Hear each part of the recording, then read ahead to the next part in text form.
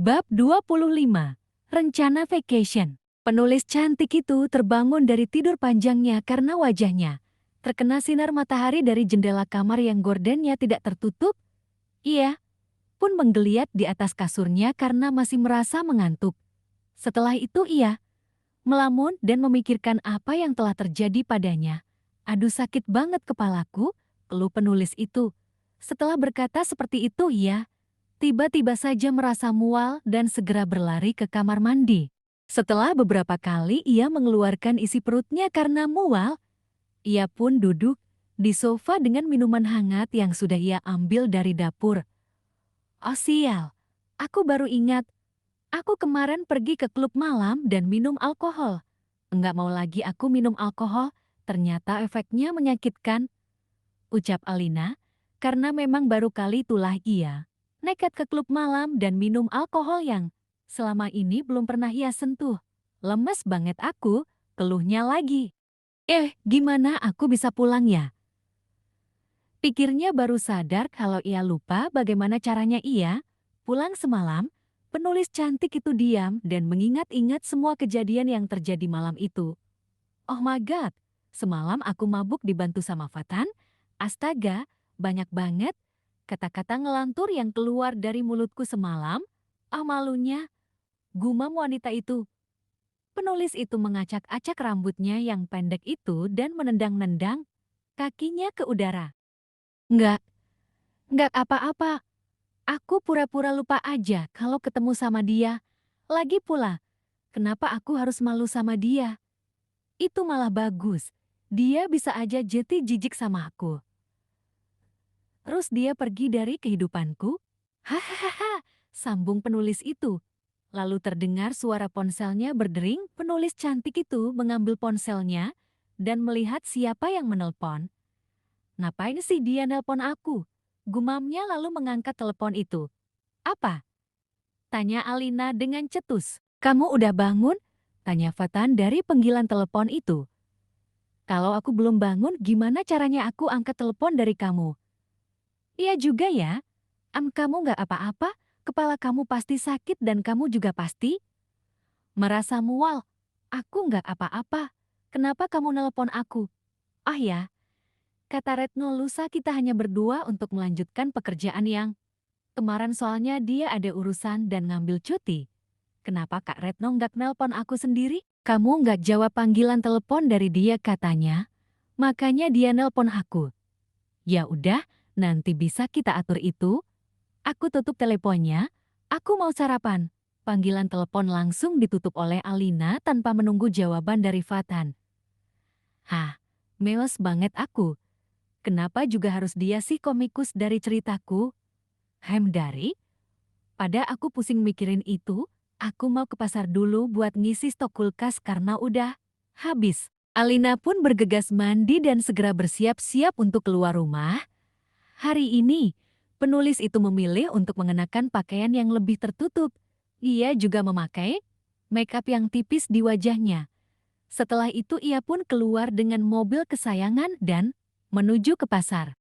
Ramainya riuh suara di pasar membuat telinga sakit, tapi karena Alina sudah terbiasa ia pun dengan santai melihat setiap sayuran dan buah-buahan yang sedang dijajakan oleh para pedagang.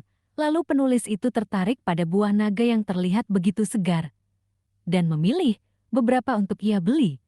Kemudian penulis itu pun membayar 2 kilo buah naga yang baru saja ia beli. Ketika Alina hendak memasukkan kembali dompetnya ke dalam tas, dompet itu terjatuh dari tangannya. Ia mengambil dompetnya dan begitu ia hendak bangun, Alina melihat Kak Ica dan Bang Miswar sepupunya berada beberapa meter saja dari tempat ia berada. "Astaga, kenapa Bang Miswar dan Kak Ica ada di sini?" gumamnya membalikan tubuhnya agar Ica dan Miswar tidak melihatnya. Miswar dan Ica berjalan mendekat pada Alina yang terus menutupi wajahnya. "Kamu yakin Anastasia ada di balik papan ini?" tanya Ica pada Miswar. "Iya, aku yakin Kak. Aku udah cari tahu dari pemilik hotel di Bali waktu itu. Katanya cewek itu tinggal di balik papan karena mereka sempat ngobrol sebelum Anastasia pulang," jawab Miswar. "Semoga aja kita bisa ketemu sama Anastasia dan membawa dia kembali, sahut Ica. Oh astaga, ternyata mereka masih mencariku. Aku nggak mau pulang ke rumah itu. Aku udah nyaman di sini dan semua yang aku punya. Aku nggak mau pulang, benak Alina. Maaf Neng, kamu mau beli bayam itu? Tanya salah satu penjual sayuran. Karena Alina menutupi wajahnya dengan sayur bayam milik ibu itu. Oh iya bu, aku mau ini, jawab Alina merasa tidak enak. Lalu Alina segera kembali ke rumah dan tidak melanjutkan untuk berbelanja. Ia khawatir akan berpapasan lagi dengan kakak-kakak sepupunya. Alina benar-benar tidak ingin kembali ke rumah ayahnya. Ia tidak ingin bertemu dengan ibu tirinya lagi. Alina mengunci semua akses untuk masuk ke dalam rumahnya. Kemudian ia duduk dan mulai mengupas buah naga yang ia beli tadi dan memakannya. Ia pun mulai berpikir apa yang harus ia lakukan karena Ica dan Miswar ada di balik papan.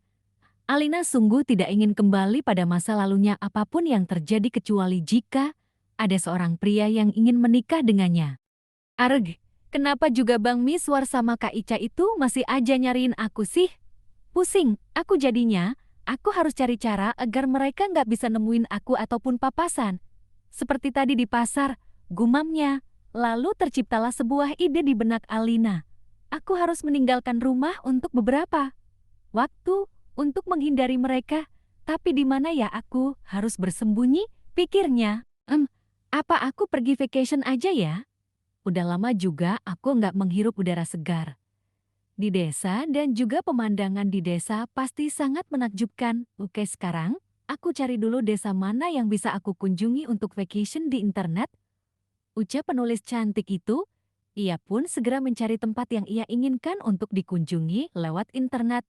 Setelah beberapa saat mencari ia menemukan sebuah tempat yang hendak ia kunjungi, Danau Labuan Cermin. Indah juga, aku kesana aja lah, gumam Alina. Wanita itu segera mengemasi barang-barang yang akan ia bawa untuk vacation. Setelah itu ia berberes rumah dan menutupi barang-barangnya dengan kain putih agar tidak berdebu saat Alina pulang. Setelah selesai, penulis itu melihat sekeliling isi rumahnya memastikan semuanya sudah terurus. Dan pada saat itu waktu sudah menunjukkan pukul 9 malam, penulis cantik itu merasa lelah dan hendak beristirahat agar besok ia bisa berangkat dengan nyaman. Akan tetapi di saat tubuhnya baru saja ia rebahkan di atas kasur, terdengar suara bel dari pintu gerbang rumahnya. Dengan enggan Alina bangun dan memeriksa. Siapa yang datang? Oh Lise, ngapain kamu malam-malam ke rumah aku? Tanya Alina segera, bergegas menuju pintu gerbang dan membukanya. Boleh aku masuk dulu nggak?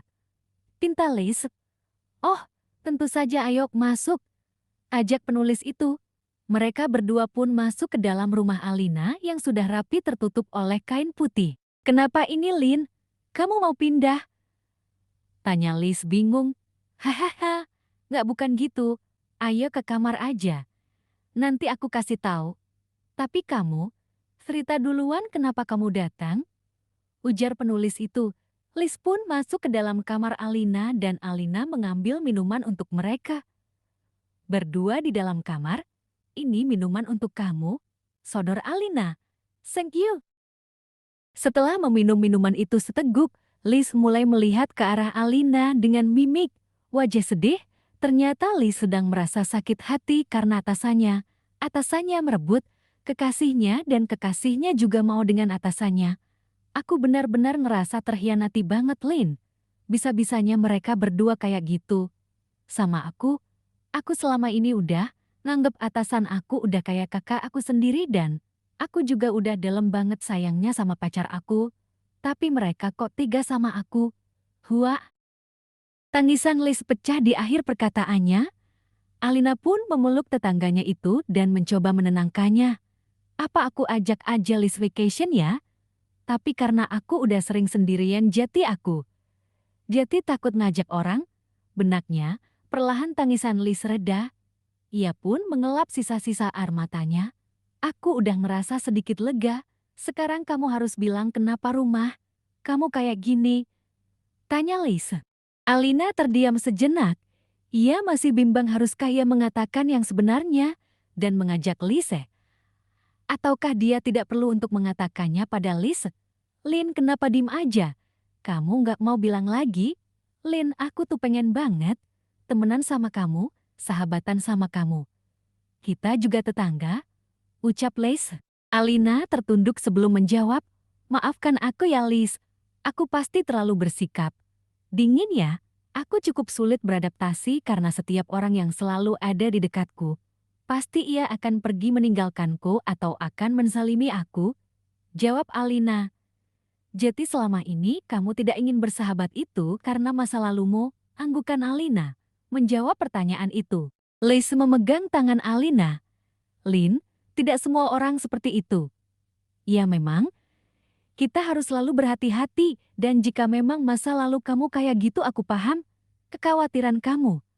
Tapi aku bukan orang yang kayak gitu Lin dan kalau itu kamu percaya sama aku. Les memang selama aku menjadi tetangganya dia yang selalu bantu aku. Walaupun aku selalu bersikap cuek dan dingin, sepertinya tidak ada salahnya kalau aku mulai membuka diri padanya, batin Alina.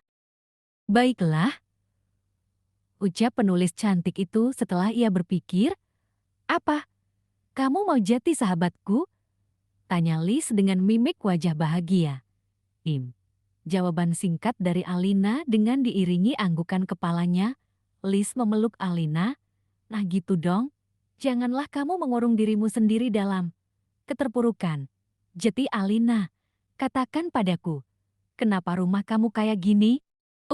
Aku mau vacation ke Brolis, aku mau mengunjungi Danau Labuan Cermin. Apa kamu mau ikut? Jawab Alina sekaligus mengajak Lis untuk ikut bersamanya. Iya, pengen banget aku Lin, tapi aku nggak bisa ngambil cuti. Soalnya ada proyek baru di perusahaan, bahkan kami kadang harus lembur. Ya udah, kalau nggak bisa aku bisa sendiri kok. Aku tolong titip rumah aja sama kamu ya. Ucap Alina. Kita bisa pergi liburan bareng-bareng suatu saat nanti.